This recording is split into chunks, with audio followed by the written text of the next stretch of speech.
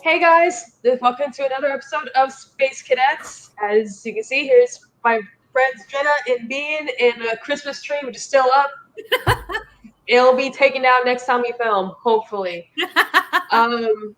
Our topic of this episode is going to be about our comfort books, comics, movies, video games, things that just make us happy when we are super stressed out or super sad or thinking about certain internet personalities. So, I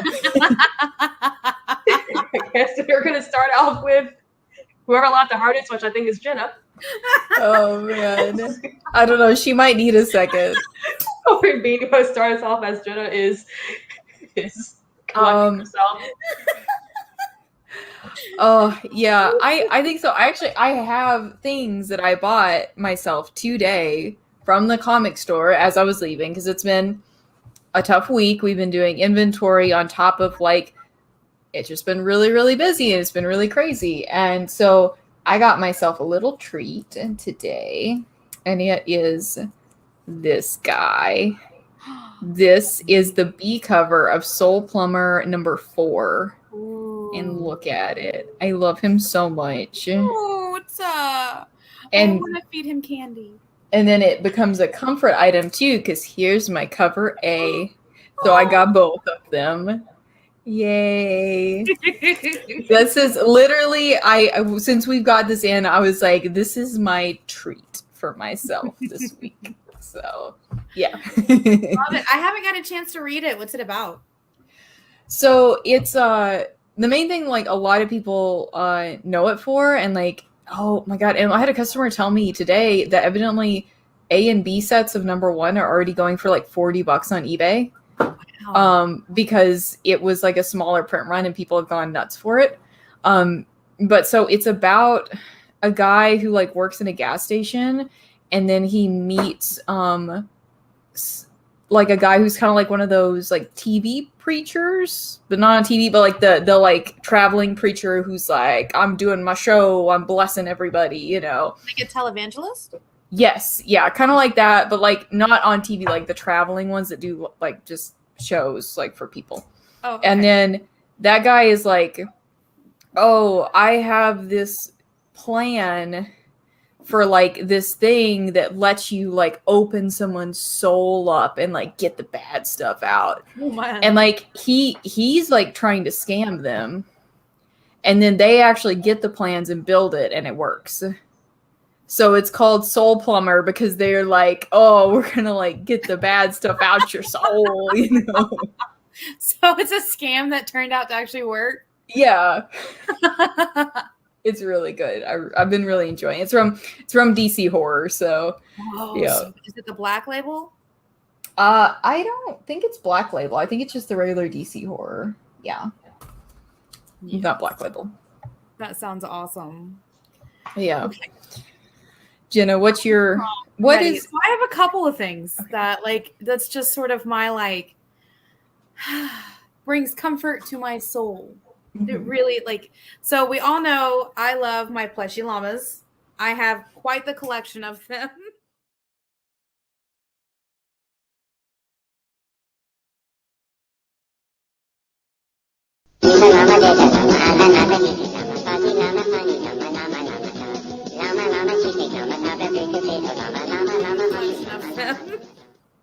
I even have a remote control llama that walks.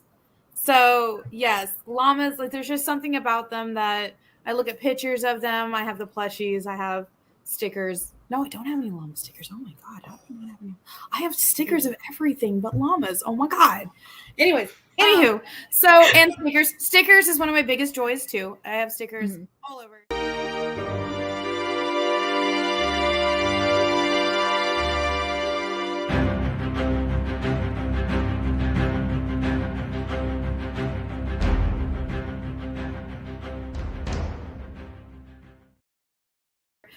And then I have this book that's a really, really early edition of Pride and Prejudice. So it's like got the gold inlay on it.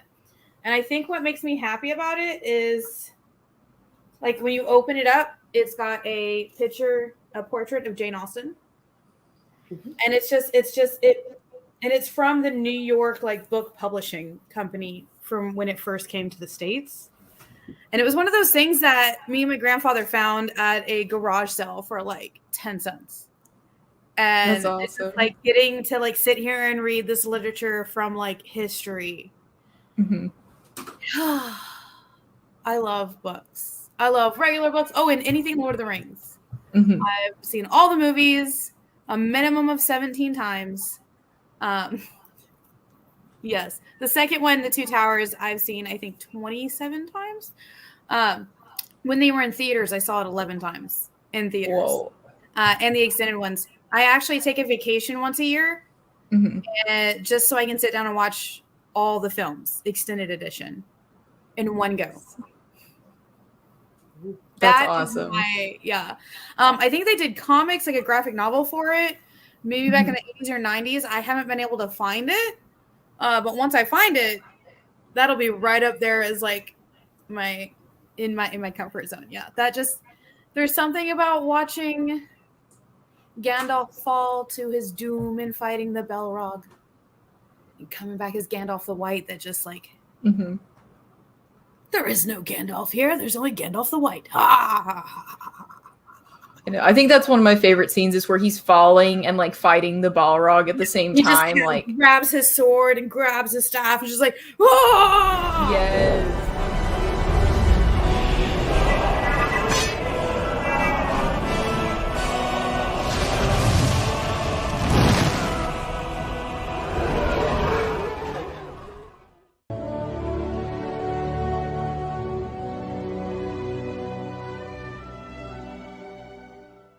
It is.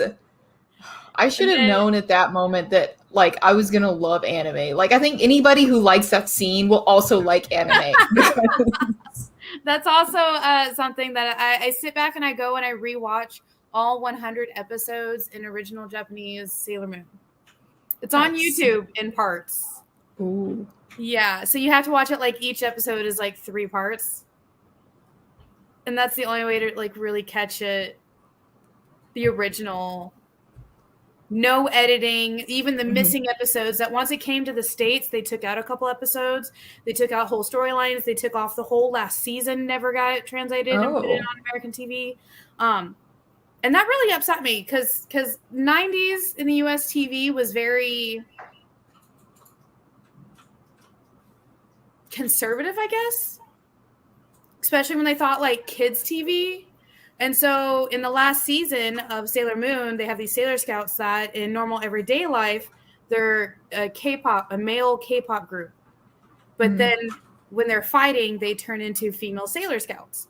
And so I think I think they were transgender is what it is. I think. Is that? I don't know. I remember. Oh, sorry, go ahead. No, go ahead. I was gonna say I remember like the biggest change because I remember when I was a kid they were in the American version of it that they were like cousins. Oh yes, they were really close for cousins. Yeah, then like when I got older and I saw like the actual like dialogue, like oh they're girlfriends, they're not cousins. Like oh thank God, they're lifelong partners. And you get to really see what their life is like in the last 2 seasons. Like they settle down, they're raising a child together, and then there's also Pluto is there. But it was Neptune and Uranus that were the two that were, together, and they took that out completely. And I don't know how they edited it to make them look like sisters. Like I can't remember, but sitting back and watching it now, it's like, wow, this was one of the most progressive shows of all time. And also, Sailor Moon just straight up kills the bad guy. She doesn't give them second chances. She doesn't like try to rehabilitate them. She doesn't try to make them part of her posse. She doesn't try to befriend them. Nah, she straight up's like, Tiara, go! Cuts them in half and goes on with her life. And I feel that in my soul. I need to like give it a chance because like I've never been like girly girl, and you know that the aesthetic and especially a lot of the like aesthetic, like the merchandise and stuff for Sailor Moon is always very, very focused on like tiaras and like princessy kind of looking stuff, and That's like they all are princesses. Yeah. Sailor Moon is the main princess of all of the universe, and each one of them is the princess of their planet specifically. But as the princess, it is also their job to be a guardian for Sailor Moon. So it's like they're warrior princesses. But so you also have to remember, they're all like 14, 15, 16. Oh. Sailor Moon in the original manga is 14. Murdering. Yeah. I mean, technically she's 1,000 years old, but in the in the actual like manga and TV show, she's only 14. And another reason people had problems was her boyfriend, Mamoru, is like a senior in high school. There's the look. There's the look. But they were also married. They were also pretty much Romeo and Juliet in a past life. Okay. So them finding each other now, they don't do anything. Yeah, I was gonna say that's not gonna hold up in court. Yeah, I know. They don't do anything but hold hands and kiss each other on the cheek until she's of age, and over there of age is 16. And even then, it's just kissing. They don't do anything until they're married when she's like 18. Yeah. When she gets out of high school, they get married, and just picturing like tuxedo mask like in court saying like, Your Honor, she's technically 1,000 years old, so it's totally legal, it's fine. We are in I'm allowed to hold her hand, it's okay. We're in the Alabama of Japan, it's all good. We're fine. We're okay, it's okay. It's totally legal. Is her boyfriend the tuxedo man with the rose? Okay. Yeah. Spoiler alert, that doesn't happen until the end of season 1. Oh, okay. This is a spoiler on almost 30-year cartoon. Oh, do you guys want to hear a fun trivia about Sailor Moon? Yes. So the creator and writer of Sailor Moon is actually married to the creator and writer of Hunter x Hunter. And I have seen that one. He is actually like on his deathbed, and she is to continue writing the story. And she is the only one that he is told how to end it. And she's actually worked on it too. It's so cool. That's awesome. I mean, it's sad, but it's cool. Like, you get it. All right, Shanice, what is your comfort media of choice?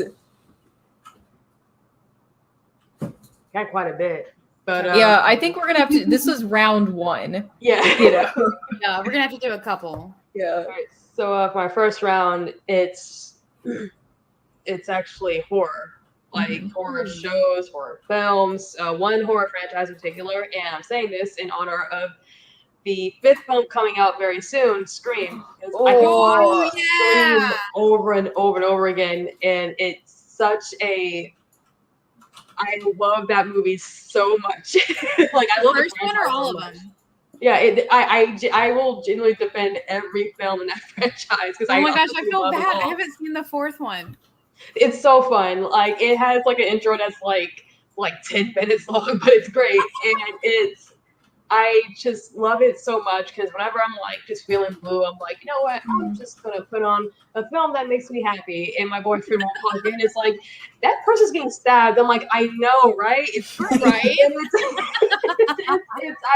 It's horror. Like it makes me happy, and it's such like this comfort genre for me. The Scream in particular, Scream and Halloween, but Scream just it takes you to such a happy place, and it's like I am so thankful that Wes Craven gave us this franchise, and I'm really looking forward to the 5th one. I'm just Oh my gosh. What is the date for that one? Do you know? I want to say the 15th or the 16th. Like it's Of coming this out real soon. Mhm. Let me see. Let me look it up real fast. Is it gonna be in theaters or streaming? Streaming. Theaters. Aw. Yeah. Let's see. Comes out on the 14th. The 14th. Cool. And usually we would be excited to all be able to go to the theater, but upon date of recording this, it's not looking great. So It's looking iffy right now, but that's okay. The minute it's streaming anywhere, I'll set up the projector and I'll call you over because I have a half-acre backyard, so everybody can have their own little piece. And They'll just have to bring their own little Wi-Fi speaker and keep it with them. It'll be like a drive-in movie theater with lawn chairs. Yeah, I can bring Doug, and him and Han Puppo can run around. That was so cute. Mm-hmm. When Han Puppo was he's trying to herd my dog. Yeah, he's a herd dog. He's an Australian cattle dog. So he tries to, anytime the kiddos are over, he tries to like keep them in a circle. So we have to put him in the bedroom and then he gets mad at us. He's like, let me out. I want the kiddos. Like, oh, man. I bet they're not in a circle. Ah. All right. Okay, right. So what is a comic that you guys reread when you want to feel good? Oh, throwing the hard ones today. Yeah. Are we talking? Do you want to talk newer or older? Just whatever. Like you're like, you know what? I'm gonna go back and read this because it's good, and I'm gonna say comic or graphic novel because mine's a graphic novel. Okay. I know exactly. Are you ready? Yeah. It was this little comic. It's only got 2 big trades, 4 of the main trades. It's called it's by Scotty Young. It's called I Hate Fairyland. Yeah.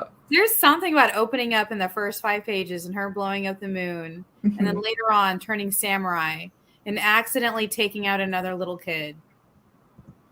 And then when she finally gets out and she's like, yeah. That when I feel a certain urge of unhappiness and anger mixed together and things starting to happen, I will open up that book and I will feel all better. Yeah. In the massive violence of I Hate Fairyland.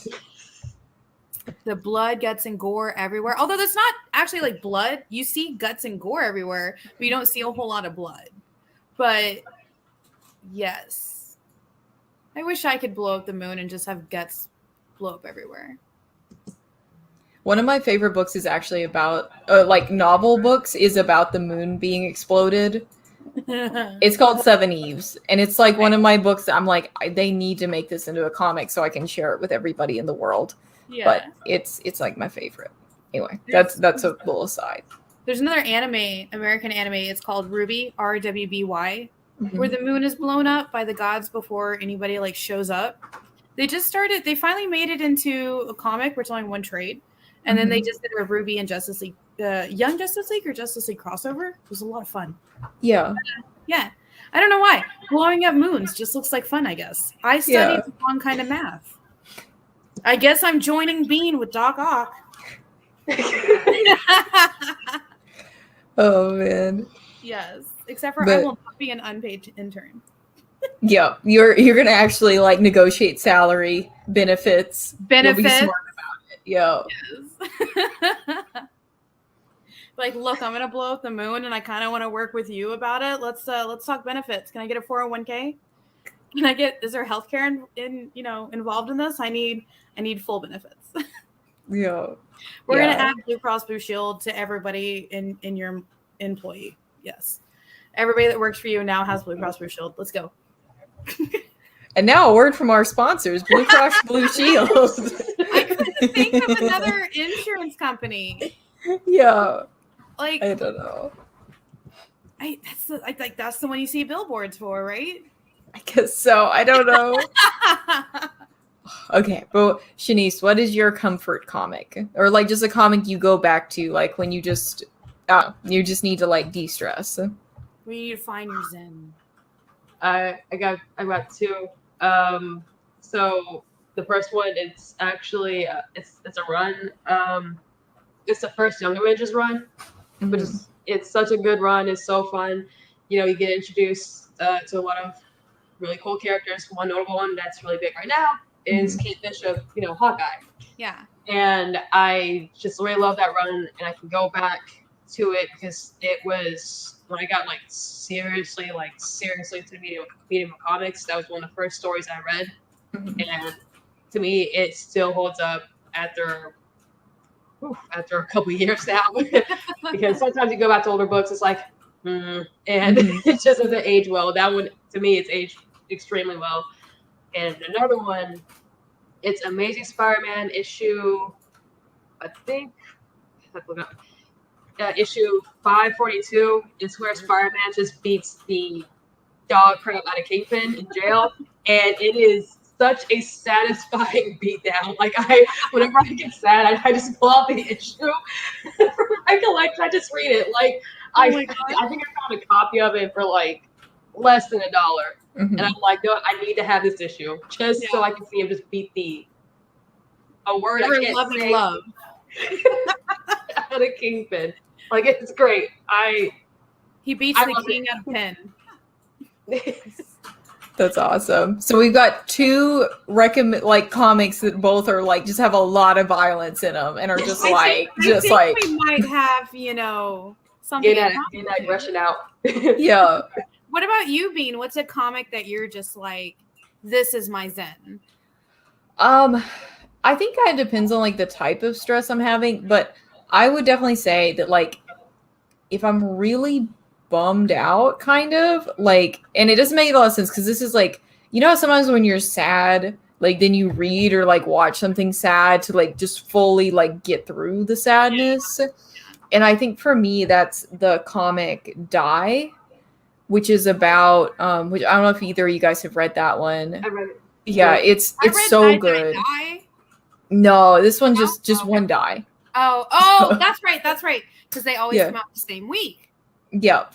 And it's done now because it was about a tabletop RPG inspired by Dungeons and Dragons, and so they had 20 issues of it because of the 20 side die, and it's really good, but it is so freaking sad because it's about a group of kids who start playing a game and they get literally sucked into the world, and then they reappear for them it was decades that they lived in this world. I'm trying to remember the exact what's up? Like Jumanji style?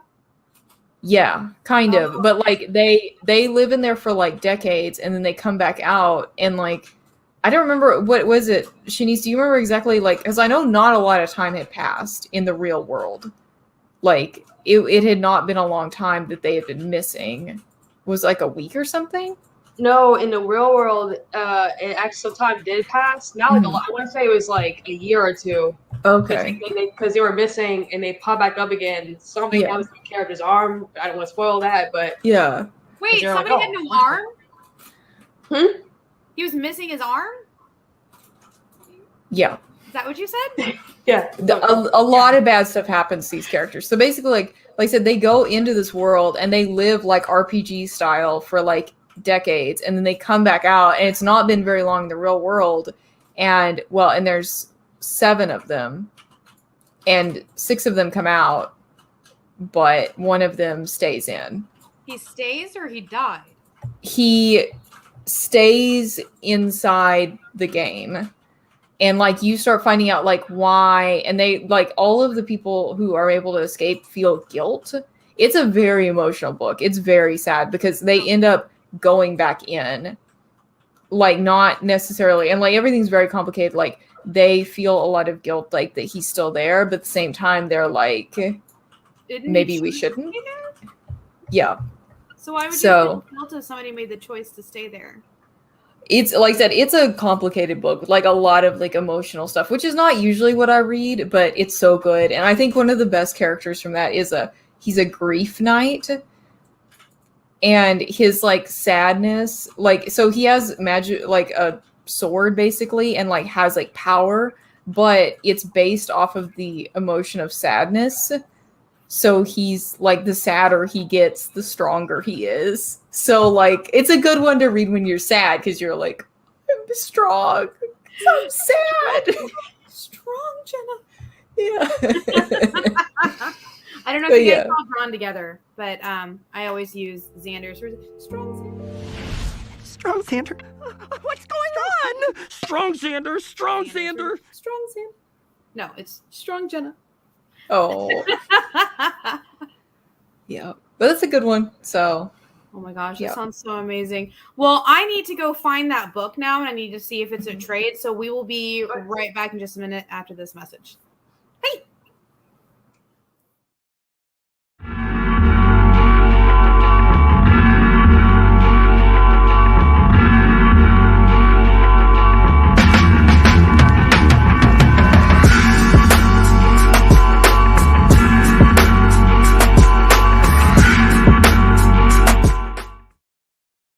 They say it, and it's true, that everything is getting faster. You're not getting any younger, and time is the single resource that you can never get back or get any more of. So why walk into your local comic shop blind when you can go in laser focused on the best books on the shelf? Hi, everybody, and welcome to Minute to Skim It. Yeah! Spend 1 hour with Miss Jen and Bean, and they'll give you rapid-fire reviews of all the new comics hitting stores. Spend less time shopping and more time reading. this is Provenance of Secrets. This is The Heathens. I read Wolverine number 17. Minute to Skim It, every Tuesday at 7 Eastern, 4 Pacific, on The Experience, Comic Culture and Sales.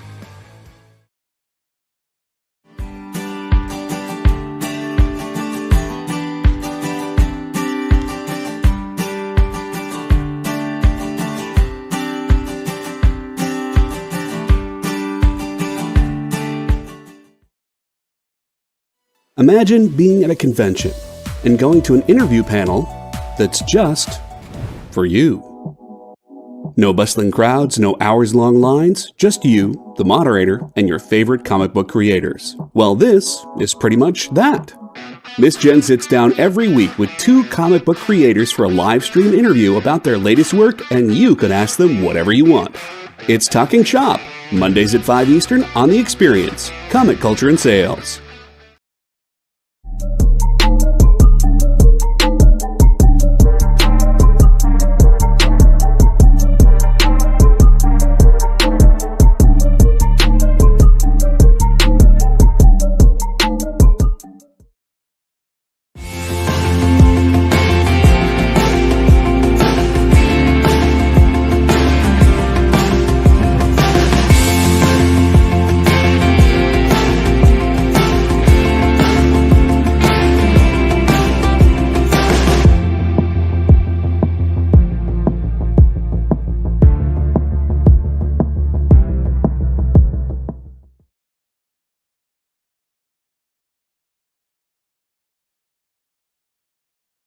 I need to drop a cover that came out this week into the freaking chat. Like, Okay.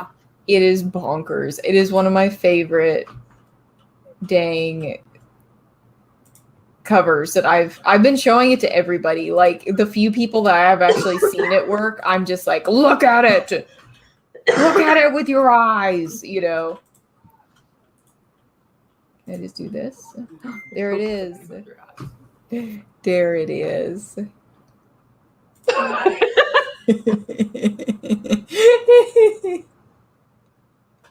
I've been in love with this cover since I saw it. I don't even know what the comic's about at all. I freaking love this. This is great. It's the B cover they did of this book, whatever the heck that means. Oh. I kind of want to show off my other book that I got myself today. That's my other comfort one, but I don't know if we'll get flagged by YouTube algorithm.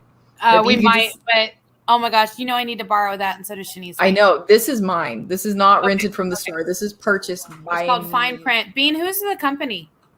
Image Top Cow. I'm gonna make you guys read Dirtbag Rapture when the trade comes out. Okay. I'm just gonna bring Wild Ass Man just to tell y'all to read it. Nice. Yeah. Damn it! I wasn't read a part of it. I'm sorry. I don't like Yorick even more than the first time I read it.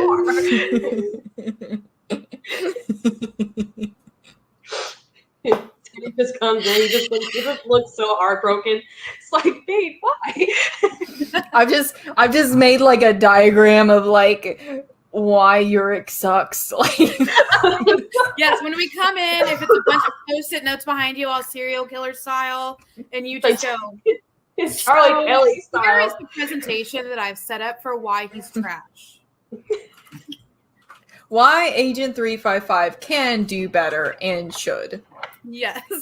Welcome Although to I have been contemplating that he is the last man. So like, you know what? Standards would be lower. Okay. Literally the last man. You know. Welcome back, guys. So I did not find that book in my collection, and Bean has just upset us with the amount of things that are apparently hidden away in our store.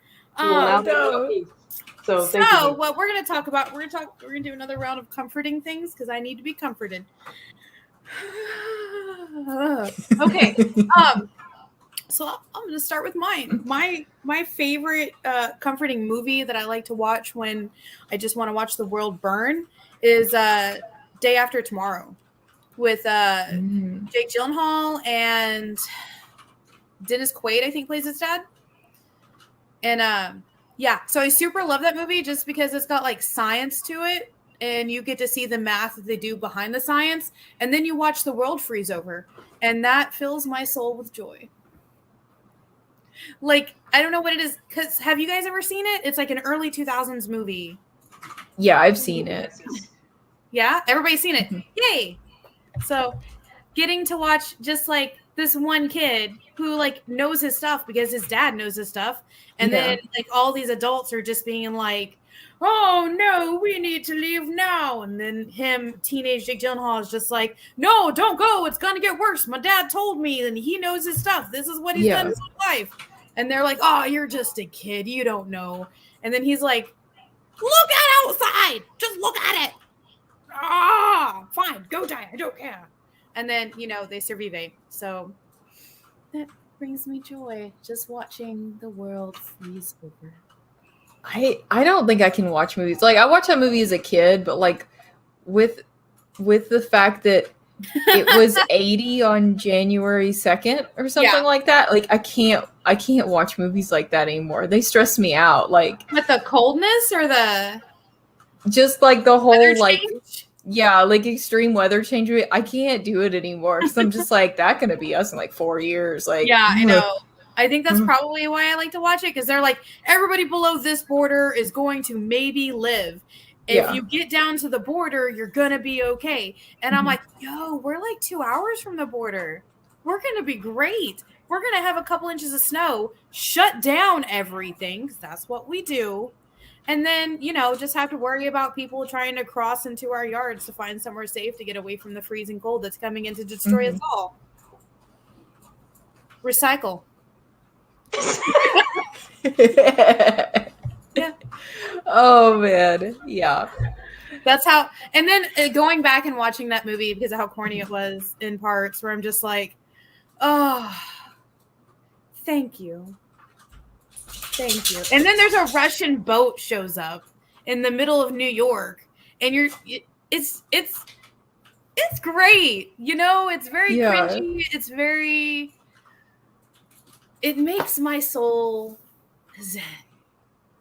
Because do you ever get in that mood where you literally just want to watch like everybody die? No. Shanice? I do watch horror. Just for the splatter. So you get what I mean. Slashing. Yeah. I don't limits. I don't want everybody to die. I just want like 1 or 2 survivors for the next movie to die in. And this is that film. That is 100% valid. Just because that's not my experience. Like I totally support you watching everyone die, not actually making everyone die. That's the difference right there. I am not. outwardly violent. Did you ever play like The Sims as a kid? Yes. Did you remove the still pool? play it. Did you remove the ladder from the pool? I still Did I play say it. no? Yeah. Oh my god, the Okay, next one's that's gonna be not multiplayer, fair. so That's we not could all fair. play it I together. wanted Death to have babies with my alien. Mhm. So how do you make Death appear? Kill people. Thank you. Performing Grim Reaper. sacrifice, little sim sacrifices to have your little deaf alien baby. Yes. And do you want to know what actually ended up happening? So I was What? watching somebody else play and they were trying to do the same thing. And I'm like, did it first. But what happened was, so they ended up pregnant. Like it was a female alien and then a male Grim Reaper. And the female alien ended up pregnant. And then the Grim Reaper got abducted and was pregnant also. That's and I was awesome. like, oh my God, how do you make that happen? So now that is what I've been trying to do. I kind of have like the opposite of where my Sims are currently like on the 6th generation of the same family, and I play on extra long lifespan. And so This would be fun. I take so much care of my people. Like, I'm so careful with them. And like they do kind of unhinged, like crazy things. But like I legit cried because one of them died when I didn't expect them to, because they got electrocuted fixing the toaster.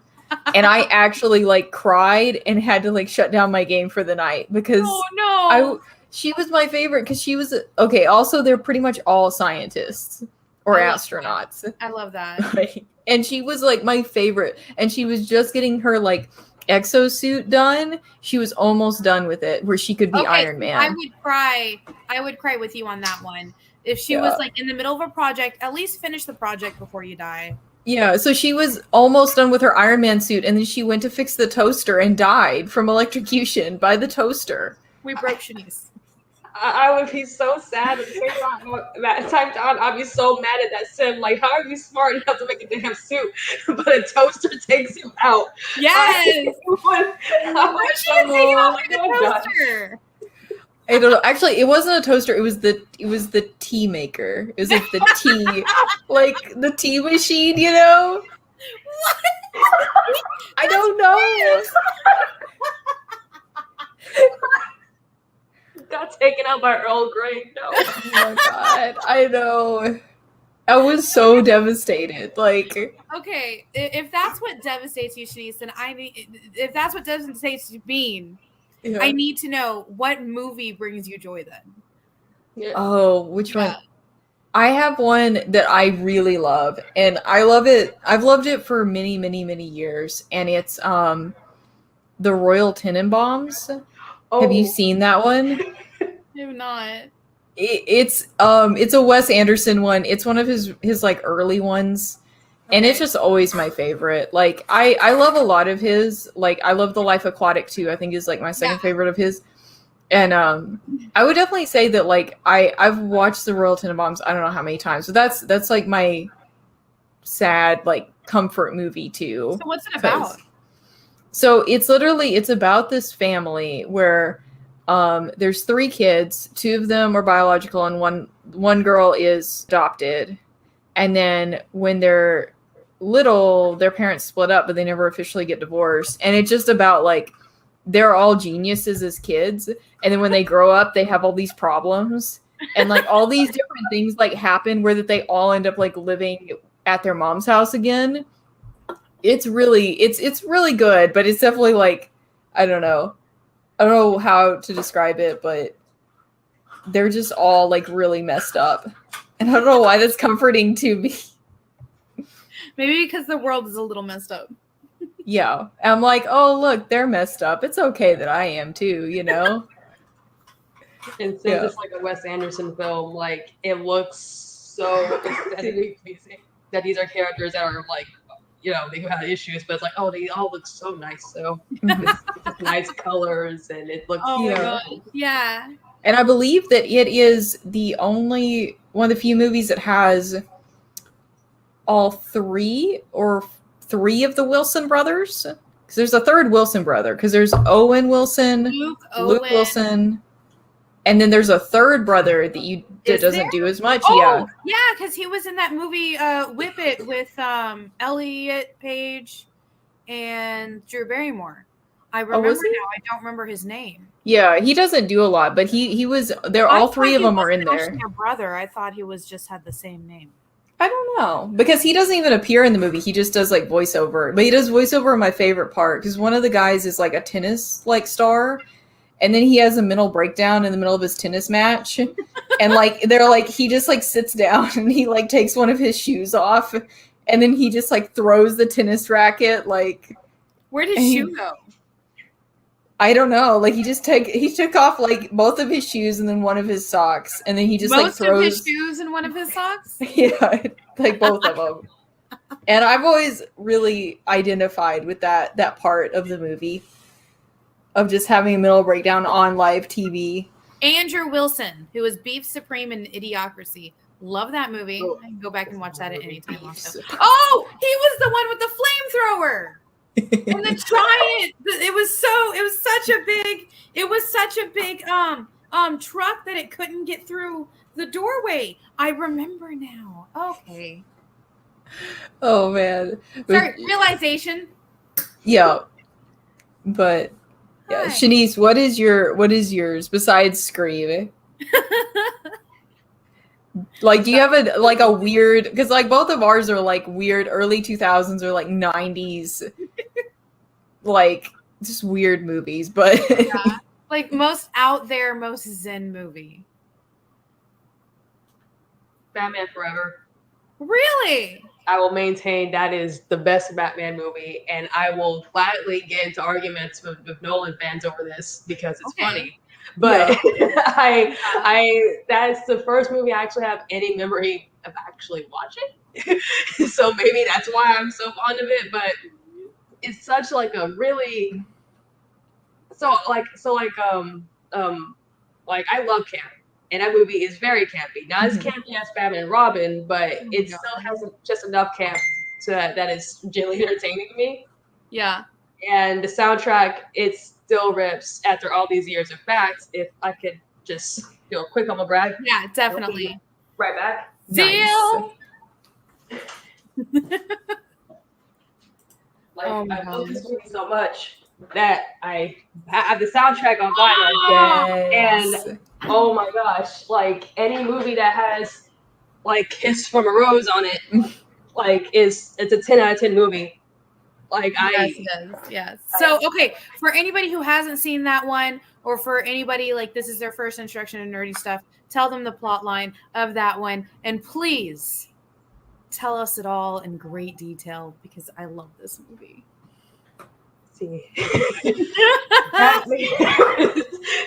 Batman actually does I guess what's the word, detective work, which I actually love.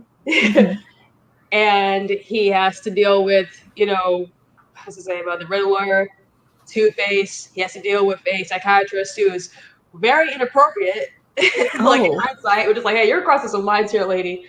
And he has to deal with a very understandably so angry teenager who is now his ward. But he has to deal with all that.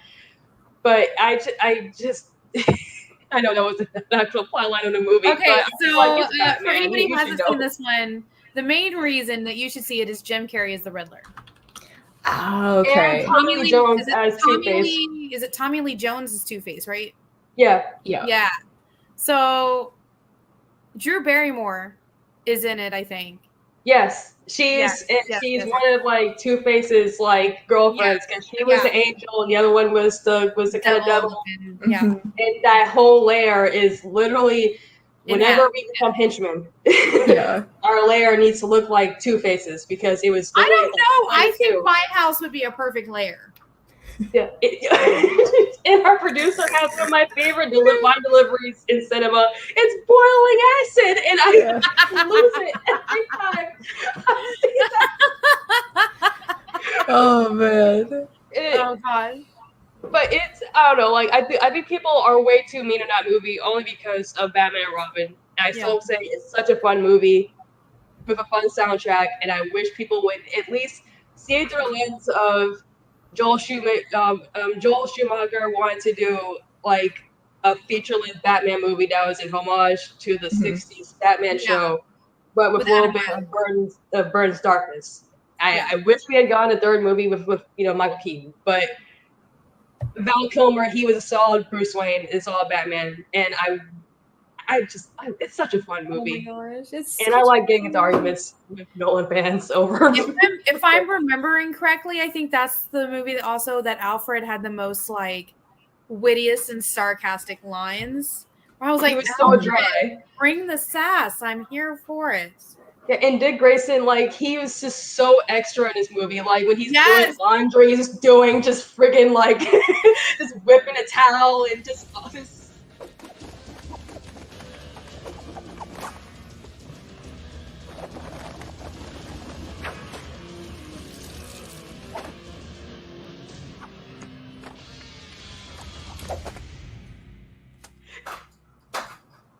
I don't know what that clap noise was, but thank you, person clapping in the background, hopefully. And agreeing with me, a ghost, like, yes. Yeah, she's I so mean, right. with the week that we've had at the store, I wouldn't doubt there's a ghost. Oh, no. Oh no, that was in my background. It wasn't clapping. It was just a Oh, random okay. noise. Yeah. Well, I'm gonna pretend it's Because, I clapping. mean, Don't worry, earlier, don't the take this away from background me. Bloodshot fell earlier, all nice and slow, and then fast. Yeah. And I'm like, Yeah. you're You know what? here. I'm at the point of the Me You Love in the Darkness where it's like, let's just chill then. Like, Yeah, if there's a all ghost, right. like, let's just chill. Like, you cool? You like video games? Like, Hey, can you make good popcorn? Let's watch Lord of the Rings together. Extended edition. So you want to stay at my house. oh, man. All right, so now that we know everybody's movies, we're in our last about like 5 to 10 minutes. I have homework for you two. Are you ready? Yes. So we're starting No. this new segment called Pick of the Week.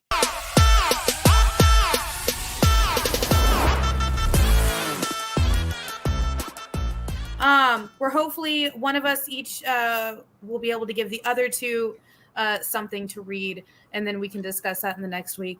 For Shanice, I'm not sure if you ever got the chance to read it, because I know at the store you worked a lot of the Zenescope stuff that we have.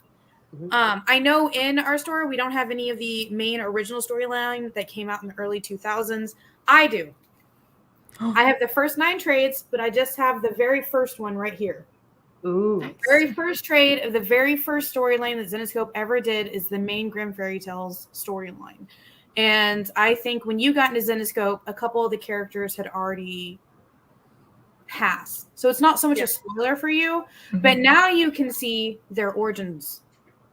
You can see why they are the way they are, why they're talked about the way that they're talked about. You can really get to know who they are. You know, like this is the one where we actually get to meet Sella. You know, this is the one where also it's got the whole reason why people are pulled into the storybook. This was Zenescope's first storyline. I think it came out in, oh God, I want to say, was it 2004, 2005? But yeah, I was super sad. I actually had the original series like single issues, but I lost everything in an unfortunate accident / house fire. So now I have the trades. I have 1 through 9. So if you end up wanting to read more than just like the first issue in here, let me know. Okay? I got you. Because we all know how much of a big fan I am of Zenescope. And that's just like, their covers are also scantily clad, right? But the stories inside are always like strong, independent women that could literally just like take you out for fun if they wanted to. In fact, one of them does. Cinderella does. She's a serial killer that literally doesn't care about anything else but just jumping dimensions and killing. And in this book, it's either this one or the second one. You get to actually meet her before she was like that, and you get to see her slowly descend into the madness. And I can't wait for Shanice to see that. Oh my God. And Bean, I think we have talked about this one before. I can't remember if we have or not. I don't think you've read it. So Nailbiter. Oh, yes. Yes, we did. Yeah. So I have volumes 1 through 4 at my house, but I'm going to give you the Okay. first volume. You can read like the first issue in it. You can read however Mhm. much you want of it. If you end up wanting to read more, let me know. Do you remember kind of what it was about? No, I just looked at the cover. And that's totally That's all fine. I knew. So Like- in this universe, they have all the same serial killers that we have in our universe, except for they're all from the same little backwards town, little like small, out in the middle of the country town. Okay. Yeah.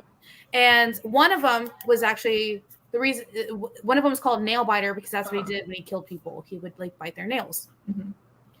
And Bite when their he was nails. a kid, yeah, I know it's gross. But when he was a kid, he wasn't like that. He was normal. In fact, him and whoever the sheriff of the town is actually dated when they were teenagers. Well, now they're trying to figure out why all of the serial killers come from one town here in the U.S. Nobody has an answer, so now they're trying to figure it out. Plus, there's another serial killer on the loose. Oh. And him not going to jail and prison just on house arrest forever because supposedly it's not his fault because it's something about the town that does it to them, is helping them figure out who's going around killing them. And it's kind of like that mystery with murder with a hint of maybe possible sci-fi to it. So good. And the art in it is definitely, it's some people kind of call it a little choppy. I don't know, like see it. I'm sure Jay will put up a couple of pictures for other fans. Like, look, he's literally sewing up somebody's face right here. Oh. Fun. Yeah. That's what serial killers do, right? And he bites his own nails, and then it's just like it's so good. I can't wait for you guys to read it. Probably give you guys the books either the next time I see you guys. Yeah. Which will hopefully be very soon. Since we all do work at the same place. Yes. It's just inventory's got us all kinds of yeah. It's been a lot of work. Stuff right now. Yes. Alrighty. And with that, we are gonna go back to sleep and go back. Some of us are going back to inventory, in fact, to find more gross things that are, more dust, more toenails, maybe more band-aids. No, it was only fingernails. Or dust bunny made out of toenails and dust. Oh gosh, no. God. Okay. That's this the isn't new. live. Start like hopping around. Listen, send the check image. That's your new book. Killer Dust Bunny that just absorbs. It's like that game where like the thing would roll around and like absorb things and like gets bigger. What was that called? Katamari or something? Yeah. Talking about, yeah. It's just the grossest, most horrific version of that because it's just picking up gross stuff. Can we So, y'all, I've got yeah. We will be in we need in now so Jenna can go wash her eyeballs and earballs. Holy water in each ear. Yes. Alrighty. Well, this has been Space Cadets. I am Bean, ruining the lives of my coworkers, Shanice and Jenna once again, and we will see you next time. Bye. Bye.